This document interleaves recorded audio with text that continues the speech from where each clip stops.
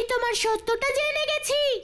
তুমি কংসের কথা শুনে খুব বড় ভুল করছো। ভুল তো আমি তখন করেছিলাম যখন আমি তোমার মিথ্যে প্রতিশ্রুতি বিশ্বাস করেছিলাম, আর আমাকে পর্বতরাজ করার প্রলোভন দেখিয়ে তুমি আমাকে মন্থনদণ্ড বানিয়েছিলে। পরম অবতার কৃষ্ণ, সমুদ্র মন্থনের সময় তুমি যেভাবে চেয়েছো আমি সেইভাবেই সহযোগিতা করেছি। আমার আকৃতি বদলে গেছিল। পাশকে নাগের জন্য আমার সারা শরীর জুড়ে ঘা হয়ে গেছিল। প্রতিদানে কি পেয়েছি পরম অবতার? আমাকে যুগের পর যুগ ওই অথই জলে ডুবে থাকতে হয়েছে। বলো আমার ভুল কোথায় ছিল শ্রীকৃষ্ণ? আমাকে পর্বতরাজের সম্মান কেন দেওয়া হয়নি? কেন আমাকে দেবতাদের মর্যাদা দেওয়া হয়নি? আমার এই প্রশ্নের উত্তর দিতেই হবে। মন্দার পর্বত, তোমার ভুল এটাই ছিল, তুমি সহযোগিতা করেছিলে বলে তোমার অহংকার হয়েছিল। যদি তুমি নিষ্ফল কাজ করে থাকতে তাহলে তুমি পর্বতরাজের সম্মান অবশ্যই পেতে, কারণ যতক্ষণ নিঃস্বার্থ ভাবনা না থাকে ততক্ষণ কেউই দেবত্ব লাভ করে না। এটাই তোমার ভুল ছিল মন্দার পর্বত, আর এর শাস্তি বৃন্দাবনবাসীদের দিও না, নিজেই এর প্রায়শ্চিত্ত করো। পরম অবতার শ্রীকৃষ্ণ, তুমি তখনও আমার সঙ্গে কথার দ্বারা ছলনা করেছিলে, আর আজও তাই করছো। কিন্তু আর আমি তোমার কথার মায়াজালে ভুলবো না। যদি পারো তাহলে রক্ষা করো তোমার বৃন্দাবনবাসীদের।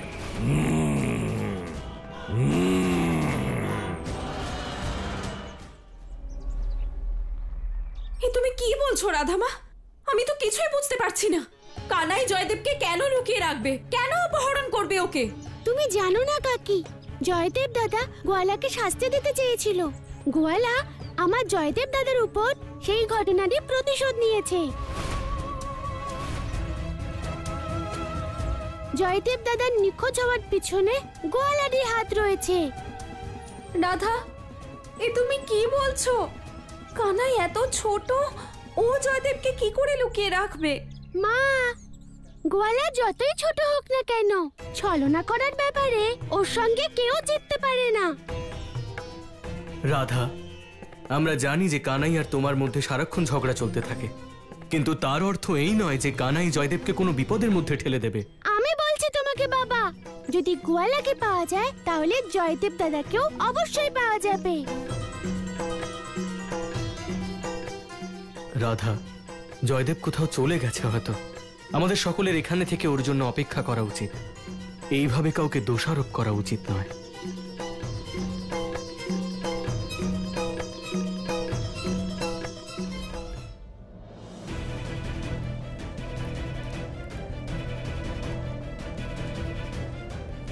ওই চক্রধারী বিষ্ণু সংসারের কোনায় কোনায় বিরাজমান, সংসারের সকল পবিত্র অপবিত্র বস্তুতেই আছে। সেই জন্য মানবদের, অসুরদের, প্রেতদের, দানবদের, পশুদের, গন্ধর্বদের, এছাড়াও যত অশুভ শক্তি আছে, এই অনুষ্ঠানের মাধ্যমে সেই সকল শক্তিকে এই কর্কটের শরীরে প্রবেশ করাতে হবে। সেই সকল প্রকার অশুভ শক্তি মিলেই বিষ্ণুর কুর্মাবতারকে বিনাশ করতে পারবে।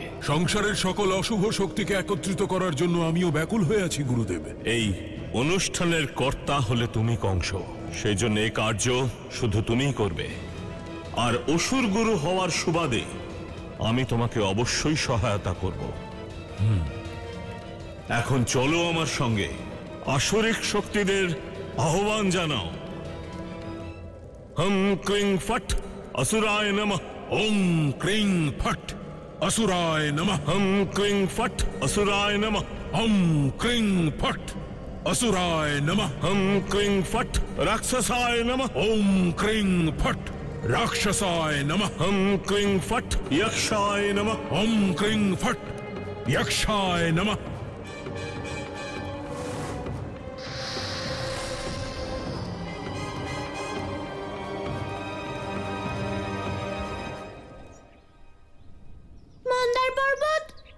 শুনেছি তোমার কথা, কিন্তু এখন চলে যাওয়া যুগ আর চলে যাওয়া সময়কে ফিরিয়ে তো আনা যায় না।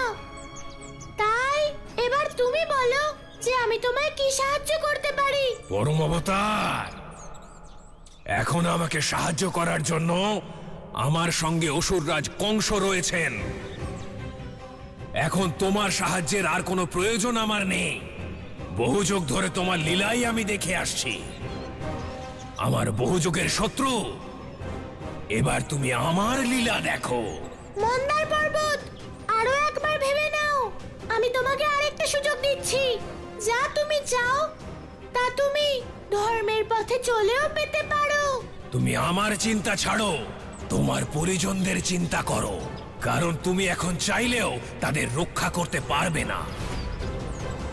ঠিক আছে মন্দার পর্বত, কিন্তু একটা কথা মনে রেখো, যদি তুমি বৃন্দাবনবাসীদের ক্ষতি করতে এখানে এসে থাকো তাহলে সেই ভাবনা ত্যাগ করো, কারণ ধর্মের ক্ষতি না কখনো হয়েছে না হবে।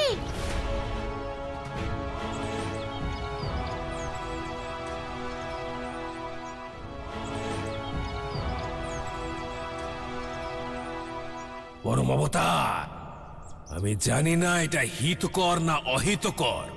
আমি শুধু এটুকুই জানি, যা এখানে আমি করতে এসেছি সেটা আমি করেই ছাড়বো, আর সেটা করতে আমায় কেউ আটকাতে পারবে না। বাঁচাও, বাঁচাও!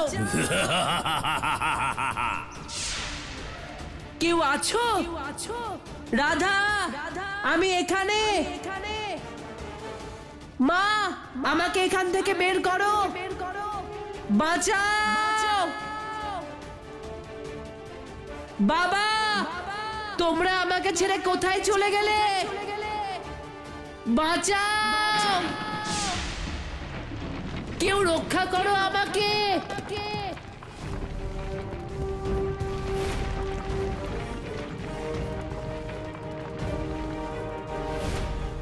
শান্ত হও বালক, শান্ত। কে তুমি? তুমি কি আমায় বন্দি বানিয়েছো? কেন বানিয়েছো বন্দি আমায়? আমি এমন কি করেছি? তুমি চাইতে না যে তোমার মুগুর শক্তিশালী হয়ে উঠুক? হ্যাঁ, কিন্তু সেটা তুমি কি করে জানলে? শুধু এটুকু জেনে রাখো, তোমার ইচ্ছা অবশ্যই পূর্ণ হবে, কারণ তোমার মৃত্যুর পর তোমার এই মুগুর অন্তত পক্ষে তোমার থেকে শক্তিশালী তো হবেই হবে।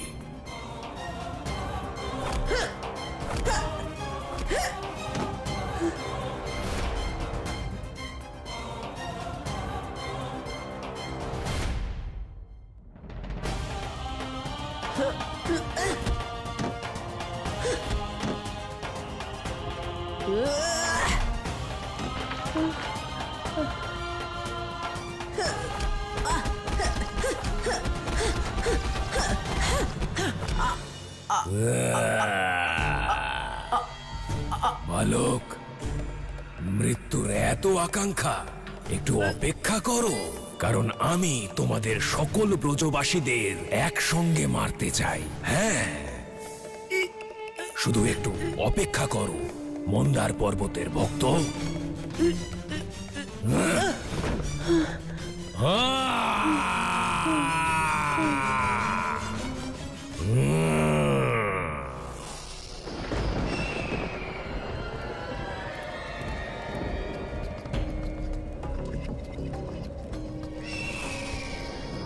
কংস, বন্ধ করো এই অনুষ্ঠান। তোমার এই মন্ত্রে আমাদের শক্তি বদলে যাচ্ছে।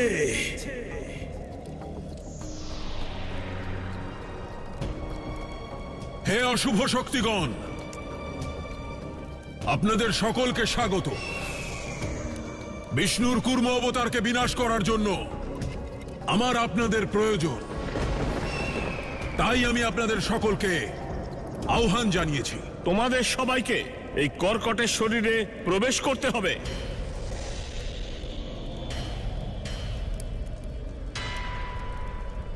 না গুরুদেব, এটা সম্ভব নয়। কর্কটের মধ্যে প্রবেশ করলে আমাদের তো অস্তিত্বই বিলুপ্ত হয়ে যাবে। আমি আপনাদের এমন অস্তিত্ব দেব যে অস্তিত্ব লাভ করে আপনারা সবাই এত শক্তিশালী হয়ে উঠবেন যে সংসারের যে কোনো দেবতাকে পরাজিত করতে পারবেন। কংস, আমরা যতই শক্তিশালী হয়ে যাই না কেন, কিন্তু ওই বিষ্ণুকে কখনোই বিনাশ করতে পারবো না, কারণ সে সর্বশক্তিমান। সর্বশক্তিমান আমি, ভগবান কংস। আমি করব বিষ্ণুকে বিনাশ। তোমরা কেবল এই কর্কটকে শক্তি প্রদান করো।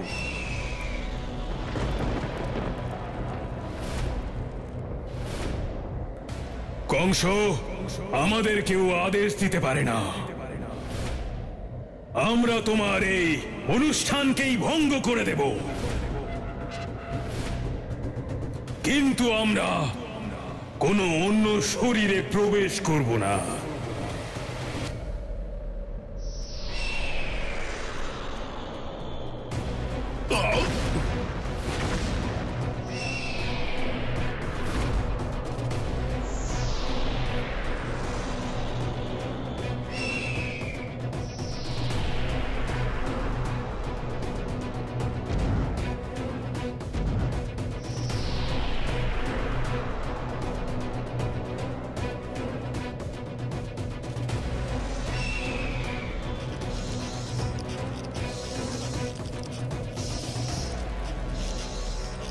কংস, এই কর্কটকে আটকাও, নয়তো আমাদের অনুষ্ঠান পূর্ণই হবে না।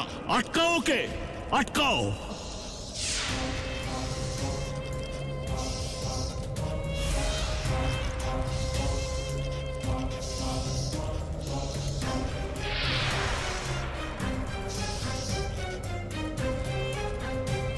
ভগবান কংস আমি। আমার আদেশের পালন তোমাদের করতেই হবে অশুভ শক্তিরা। আমিও দেখি যে এই কর্কটের শরীরে তোমরা প্রবেশ না করে থাকো কি করে।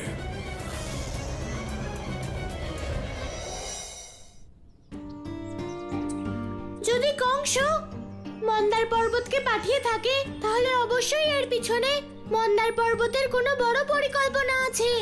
কিন্তু মন্দার পর্বত কোনো অনর্থ ঘটানোর আগেই আমাকে তার পরিকল্পনার ব্যাপারে জানতেই হবে। দাঁড়াও গলা।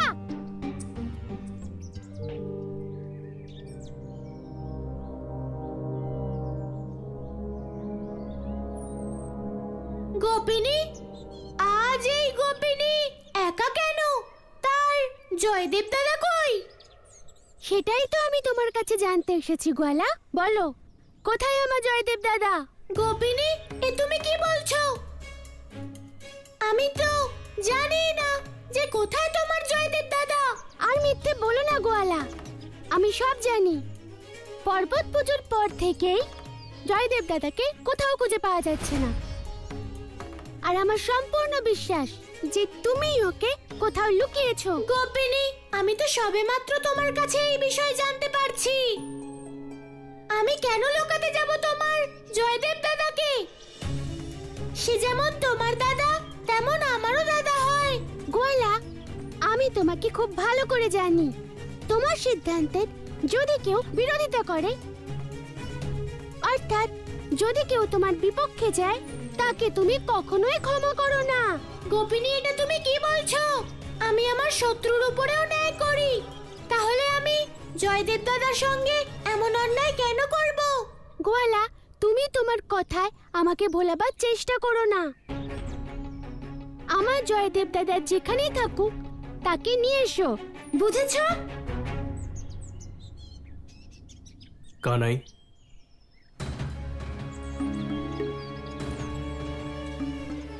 তোমার যদি জয়দেবের ব্যাপারে কিছু জানা থাকে তাহলে দয়া করে আমাদের বলো।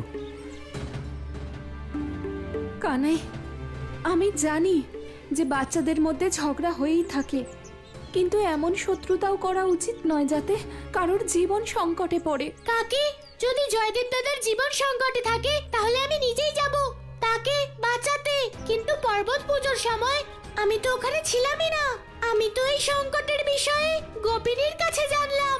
কীর্তি, আমার সম্পূর্ণ বিশ্বাস যে কানাই সত্য বলছে। রাধা, আমাদের শীঘ্রই সেই সমস্ত স্থানে খুঁজতে হবে যেখানে জয়দেবের যাওয়ার সম্ভাবনা রয়েছে। হতে পারে যে জয়দেব অন্য কোথাও চলে গেছে। কাকা, আমিও যাব জয়দেব দাদাকে খুঁজতে।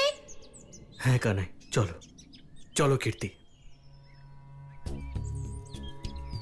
যে যাই বলুক, কিন্তু আমি খুব ভালো করে জানি যে আমার জয়দেব দাদাকে এই গোয়ালায় লুকিয়ে রেখেছে।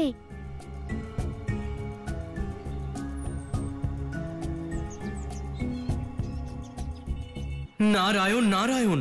প্রভু, আমি এটা বুঝতে পারছি না, যখন নন্দলাল নির্দোষ তখন রাধা জয়দেবকে খুঁজে না পাওয়ার জন্য কানাইকে কেন দোষারোপ করছে প্রভু?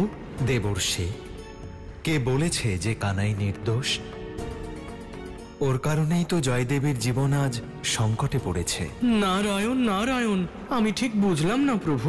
দেবর্ষি, মন্দার আমাকে তার শত্রু বলে ভাবে, জয়দেবকে নয়।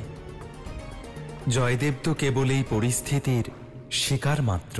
নারায়ণ নারায়ণ, তাহলে তো কানাইয়ের জয়দেবকে খোঁজাই উচিত, কারণ জয়দেবের যদি কোনো অনিষ্ট হয় তাহলে দেবী রাধা পরমাবতার শ্রীকৃষ্ণকে কোনোদিন ক্ষমা করবে না।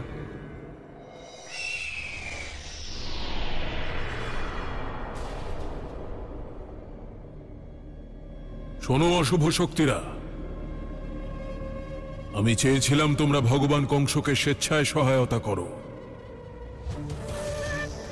কিন্তু মনে হচ্ছে তোমাদের বোঝাতে হবে যে সব থেকে শক্তিশালী ওই বিষ্ণুর থেকেও বেশি শক্তিশালী এই সংসারে কেউ আছে।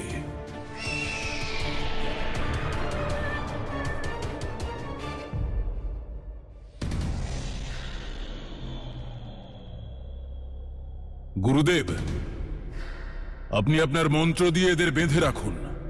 আমি আমার শক্তি দিয়ে ওদের বাধ্য করব এই কর্কটের মধ্যে প্রবেশ করতে।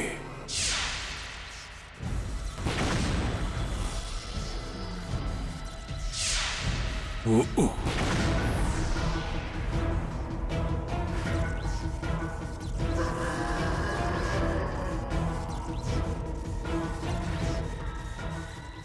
না কংস, তুমি এটা করতে পারো না।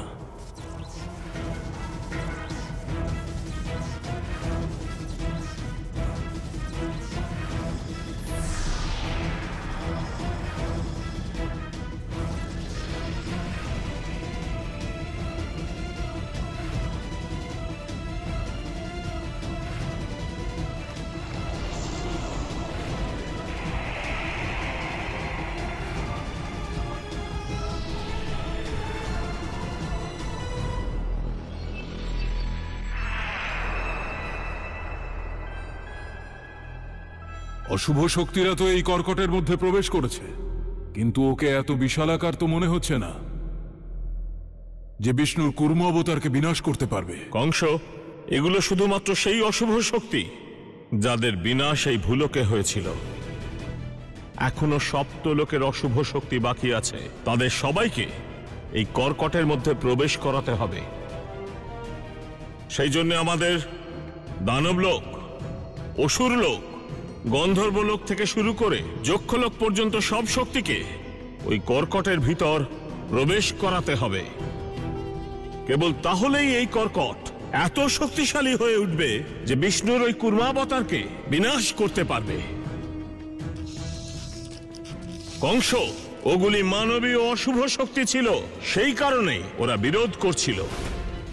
কিন্তু এখন সময় দানবীয় শক্তিকে আহ্বান জানানোর। আচ্ছা গুরুদেব।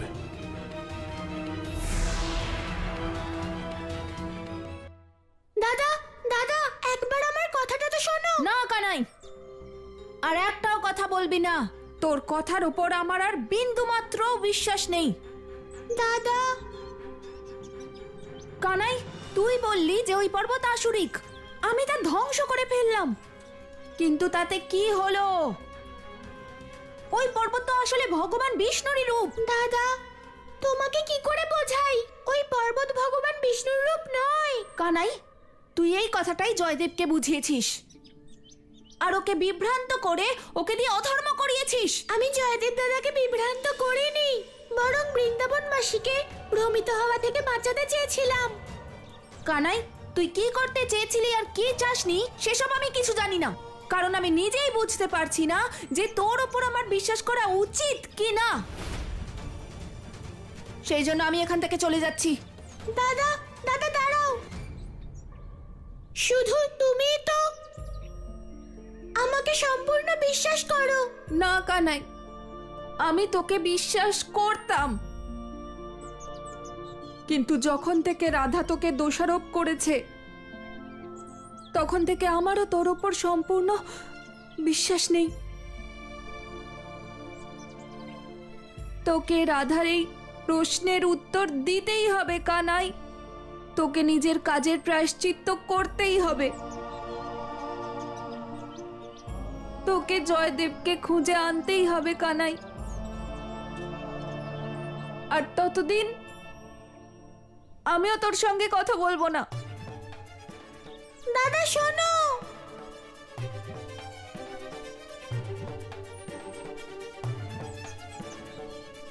তুমি আমার কথা বিশ্বাস করো না? না, তাহলে বিশ্বাস করো না আমার কথায়।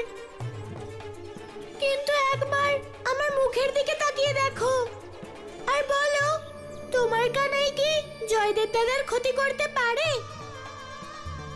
বলো, চুপ করে আছো কেন? তোমার কানাই এত নিষ্ঠুর হয়ে গেছে যে এখনো আপনজনদের কষ্ট দেবে আর তাদের ক্ষতি করবে।